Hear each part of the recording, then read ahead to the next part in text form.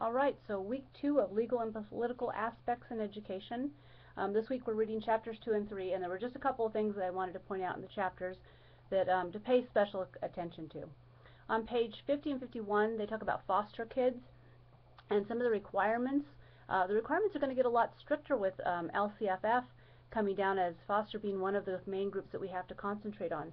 And the statistics that go with foster kids, if you haven't seen them recently, are astoundingly bad. Very few of them graduate from high school on time. Very few of them go on to college. When they age out at 18, in about a year, 50% of them are homeless. And when you look at the prison population, 70% of the inmates have been in the foster care system at one time or another. So we know as a society we're not doing enough for our foster kids, and I know it's going to be a major concern coming up in the next few years of making sure that we target those kids and give them special interventions. But look at the requirements. One of the things was that there's supposed to be a school liaison that makes sure those kids get what they need.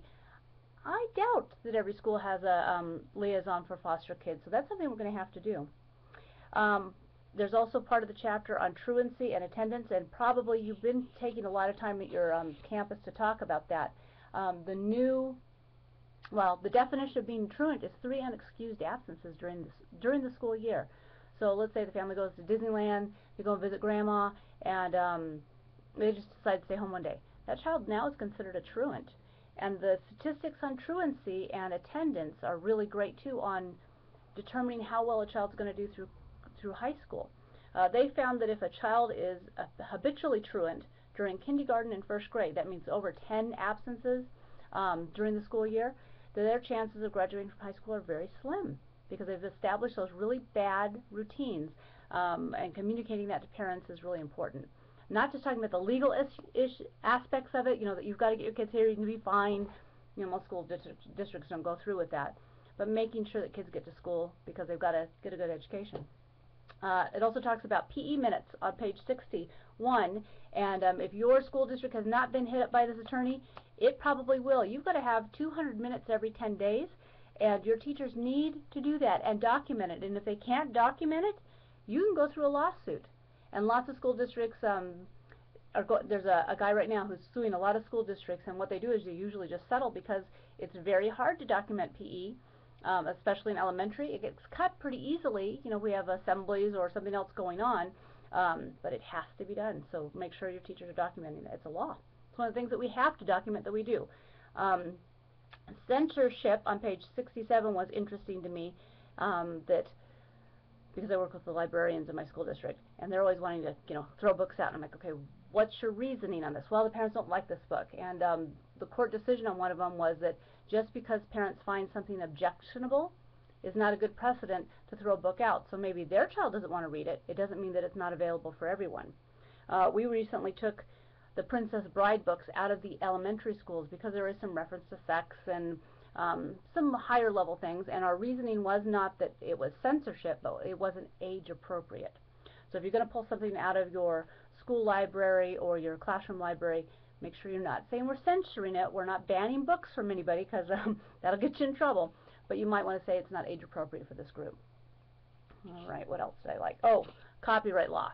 Teachers break copyright law all the time. On page 74 through 78, it's very complicated, and teachers are getting pulled up on this as they're putting things on the web and blogging and putting lessons online that they haven't gotten copyright for, or they borrowed from somebody else and they haven't gotten permission. They're getting in trouble, and pretty fast now. So make sure your teachers understand that, and make sure you understand copyright law, because it can be complicated. Spontaneity, brevity, and cumulative effect. Those are the 3 things you need to know. If it's short, little clip of something, and you're not showing it all the time, you're not recording on your own device and keeping it forever, it's probably okay to use. But make sure you're looking at that. Can't use reward movies. So you know how you have those Good Citizenship Day, and we're going to watch, I don't know, the little princess or little mermaid. You can't use a movie for that unless you've gotten copyright permission from the studio to show it for that reason. You can't do that, and you can't copy software. That's a real big one that'll get you in trouble really, really fast. SIPA, which is the Child's Internet Protection Act, is one of the reasons you're having to teach digital citizenship now. It's a law that it has to be taught, not just something that your district office dreamed up and you have to start doing now. And that filter that you hate that keeps blocking you, that's a law too. We have to have a filter in place that blocks objectionable material from children, and usually it's easier just to block everybody. In our school district, we've given special permissions to adults that are different than children, and then we tell people, make sure you're using discretion.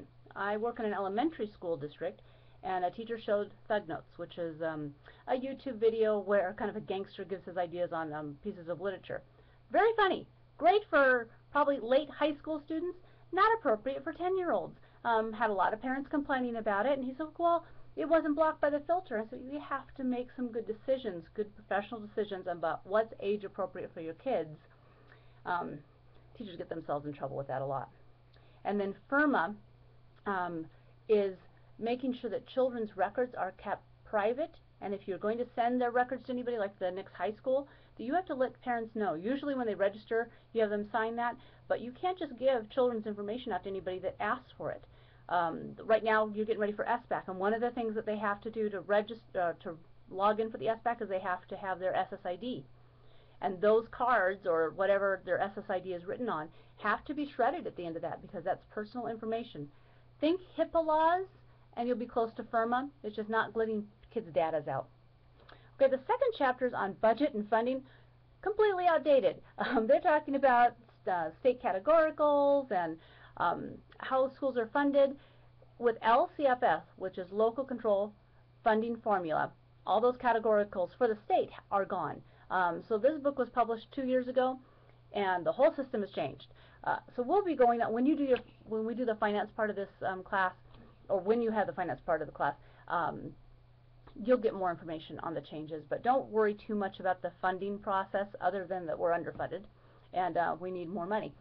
The new LCFF makes sure that we have kind of a base sum for every child, and then you get more money for special groups. So like if you have more ELs, foster children, homeless children, or economically disadvantaged children, you're going to get a larger portion of money, and then you've got to show how you target those children and give them extra support. So very different than what we've been doing in the last few years, well, since I've been in education, 20 years. The funding formulas have completely changed in the last year. So we'll be going over that later. Have a great week. Remember, you have that paper due on Friday. It's kind of a broad topic. It says, how are laws affected schools? Do not try to cover all the laws. Pick one or two maximum, because the paper is supposed to be 3 pages. So pick one law that you think has impacted schools, or if you want 2 laws, but don't go beyond that, because you'll be writing for 20 pages and that's too much work. All right, have a great week.